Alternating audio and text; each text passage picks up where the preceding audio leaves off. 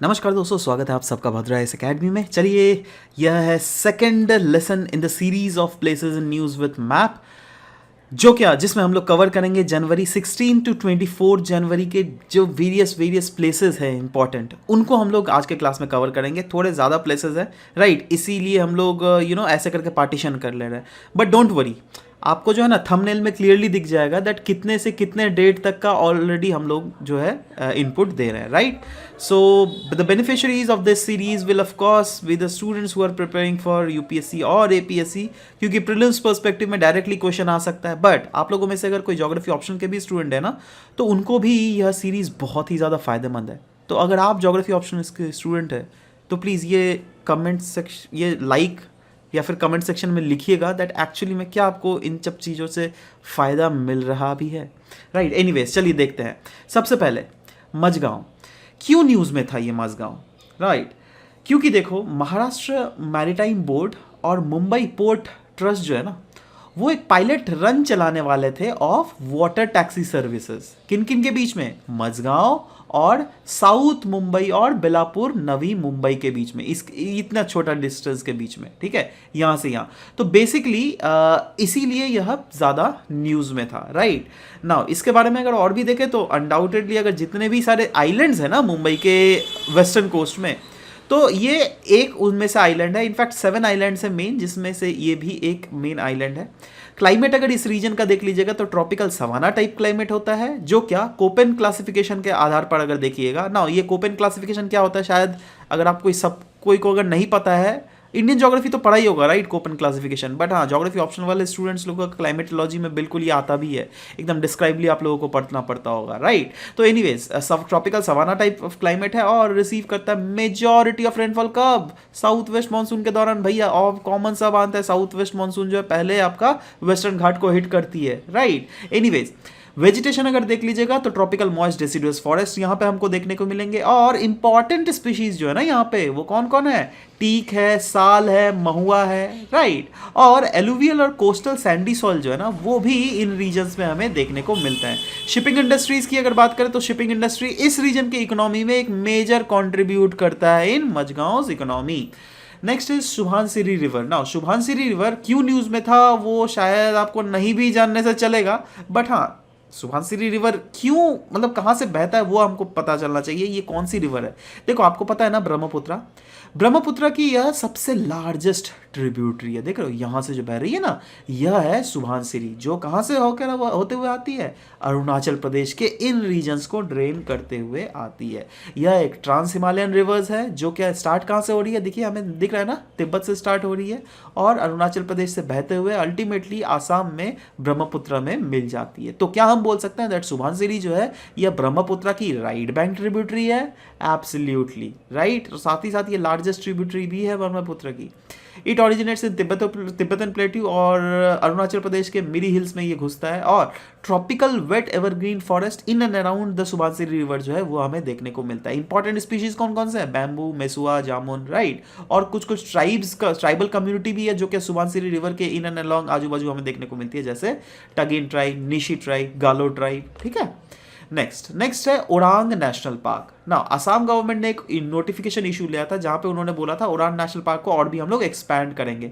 तो देख लो, यह है असम, ठीक है, और यह है यहाँ पर Orang national park just above the Brahmaputra river. दिख रहा है यहाँ पे क्लियरली आपको। ना, ये कहाँ पर लोकेटेड है?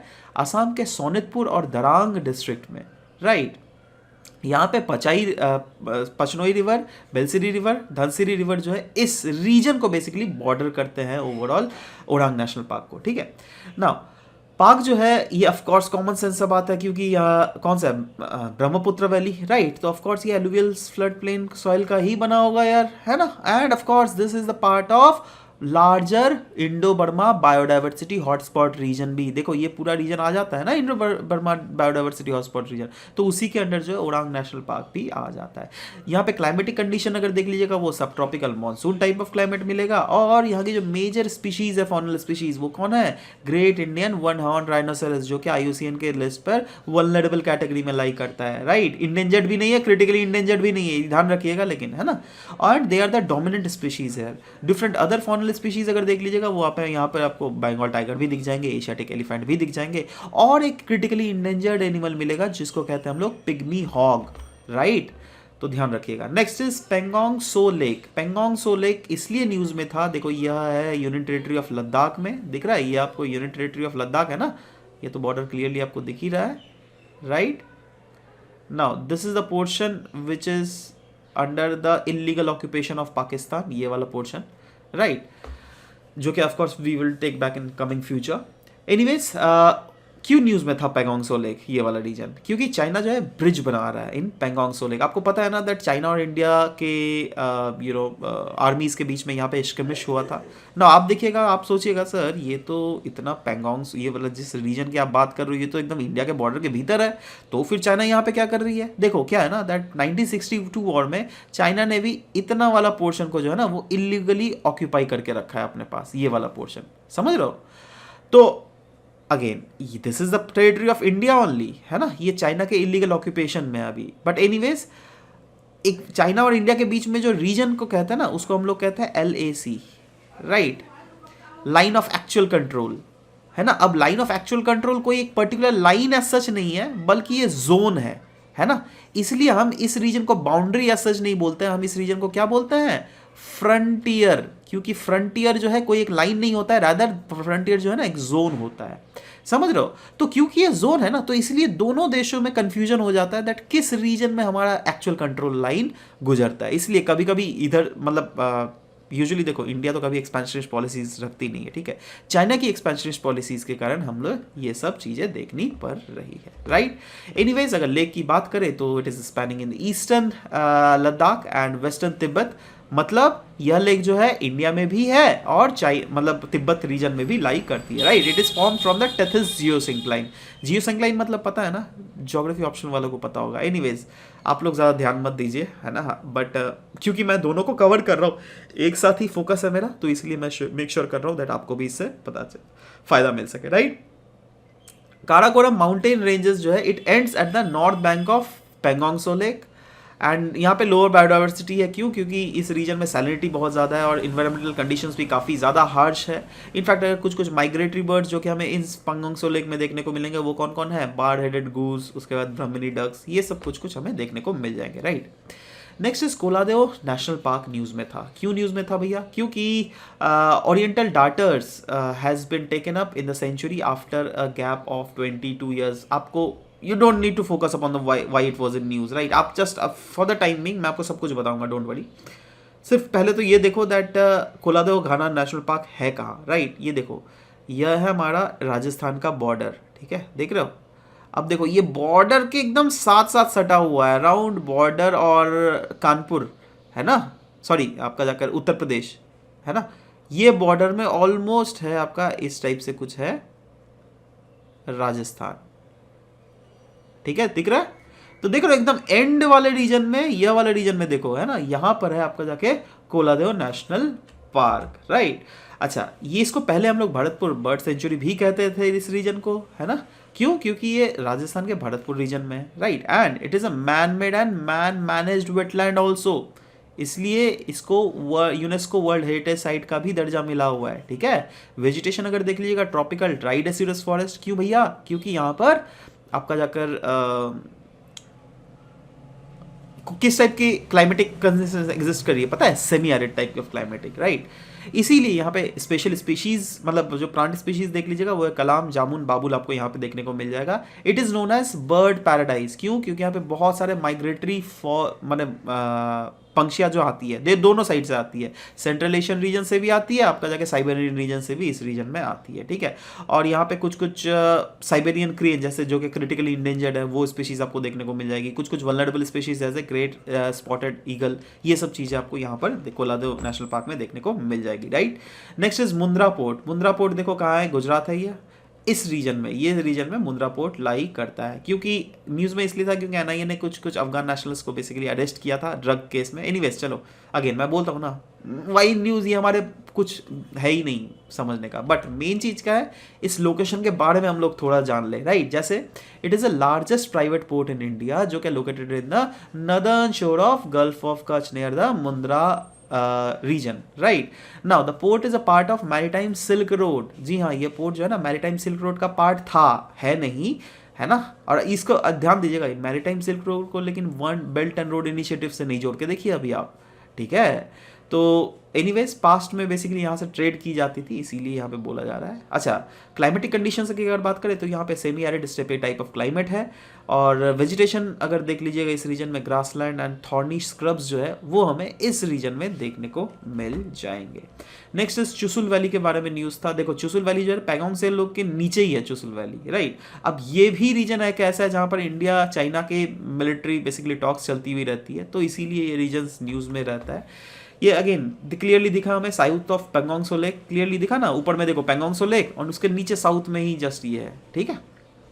चुसुल रिवर जो इस रीजन में बहती है, and climatic conditions cold desert type of climate है। सॉइल्स यहाँ पे सैंडी लोम सॉइल्स आपको देखने को मिल जाएंगे। एग्रीकल्चर और एनिमल रियरिंग जो है वो यहाँ के लोगों का मेन ऑक्यूपेशन है।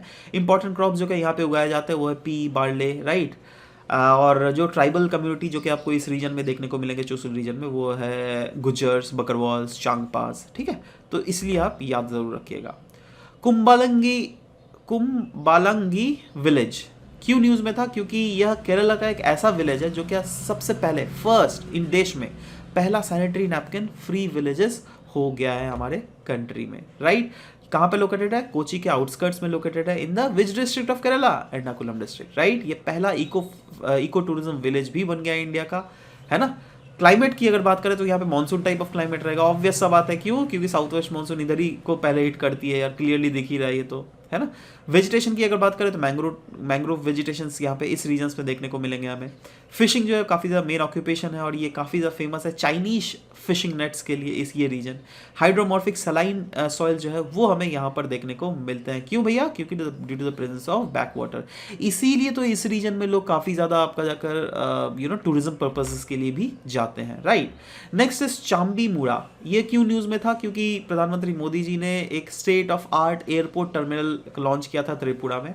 तो जब लॉन्च किया था ना, तो त्रिपुरा के एयरपोर्ट में जो है ये सब चीज़ें लगी हुई हैं, क्यों भैया, क्योंकि वहाँ के हेरिटेज चीज़ों को प्रमोट करने के लिए ना। ये कौन सी चीज़ है, यह है चाबी मुड़ा, राइट। अच्छा, चाबी मुड़ा है कहाँ, ये देखो, ये लोकेशन है ना, ये देखो, यह है आपका जाके त्रिपुरा, दिख रहा है ना, क्लियर सा दिख रहा है, बाद में मत बोलना दैट मैप नहीं दिख रहा है, बहुत अच्छे से दिख रहा है। यह है त्रिपुरा, यहाँ पर है ना, इस रीजन में है चाबी मुड़ा, राइट। नाउ चाबी मुड़ा क्या है, it is a site, this site is noted for panels of rock carving. यहाँ पे रिवर गोमती के पास से on the bank of river Gomti में लाई करती है, और यहाँ पे रॉक कार्विंग्स है, और उन रॉक कार्विंग्स में जो है इस टाइप के बेसिकली स्कल्पचर्स बने हुए हैं, right. Now the huge images of Shiva, Vishnu, Kartikeya, Durga इस अलग अलग रॉक्स में मिलेंगे, और यहाँ पे किसका मिला हुआ है, दुर्गा का आपको क्लियरली देखने को मिल रहा है, right. Biggest carved deity is about 20 feet in height, जो क्या इस रीजन में हमें देखने को मिलता है। और सेम वही न्यूज में दोस्तों उनाकोटी के बारे में भी न्यूज में था, तो इसलिए हमें देखो दोनों लेकिन अलग अलग रीजन है त्रिपुरा का, राइट। जैसे चाबी मुड़ा यहाँ पर था, देखा ना हम लोगों ने। अभी उनाकोटी कहाँ है, अगर यह त्रिपुरा आप देख लोगे तो उनाकोटी कहीं ना कहीं नॉर्दर्न एंड में है, ठीक है। तो अगेन देखो, ये उनाकोटी में इस टाइप ऑफ बेसिकली स्कल्पचर्स का फोटो यहाँ पर हमें देखने को मिल रहा है, राइट। उनाकोटी नाम से क्या पता चलता है, उनाकोटी, राइट, 1 लेस देन अ करोड़, ठीक है। नाउ ये जो प्लेस है दोस्तों, ये शैवा पिलग्रिमेज साइट है, and Unakoti has numerous rock cut sculptures and temple, जो क्या 7 से 9 सेंचुरी के बीच में बनाए गए थे। और नाम से सिर्फ आपको ध्यान रखना है, उनाकोटी मतलब 1 करोड़ से 1 कम, ठीक है।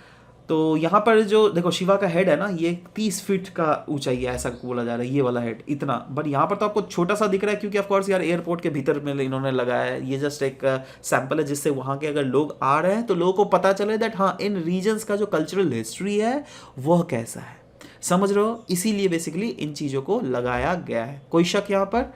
चलो नेक्स्ट हम लोग देखते हैं लोकतक लेक के बारे में न्यूज था, क्यों, क्योंकि सेंट्रल गवर्नमेंट ने बोला था दैट वो कमिटेड है to provide protection to Manipur का यूनिक लोकतक लेक। नाउ ये मणिपुर का यूनिक लोकतक लेक है कहाँ, देखो यह अगर हमारा मैप देख लोगे नॉर्थ ईस्टर्न रीजन का, यह है त्रिपुरा, यह है मिजोरम, यह है मणिपुर, ठीक है।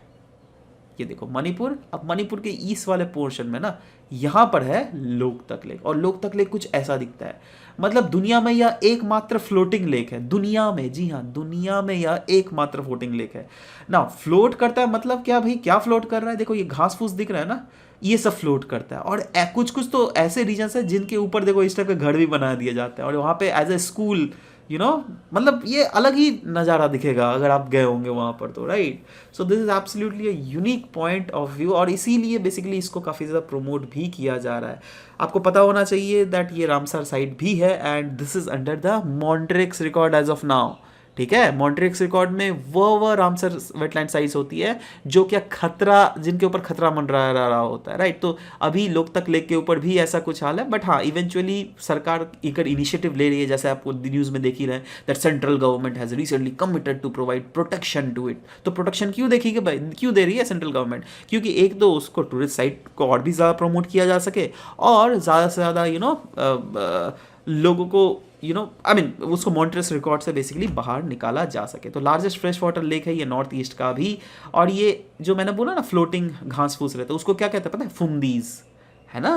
अच्छा, इसको हम लोग ये केबिल लैमजाओ नेशनल पार्क जो है, it is the only floating wild life habitat on the earth, and it is on the southern part of the lake. मतलब इस लेक के अंदर ही जो है देखो बहुत बड़ा लेक है, देख रहे हो एक्चुअली में, अगर आप देख लोगे, देखो ये मैप है ना, मैप में ही इतना बड़ा है, तो खुद सोचो अगर आप जाओगे तो कितना बड़ा होगा एक्चुअली में, इवन जो बहुत ज़्यादा बड़ा लेक है ये, ठीक है। It is the last natural habitat of the Sangai brown antlered dears.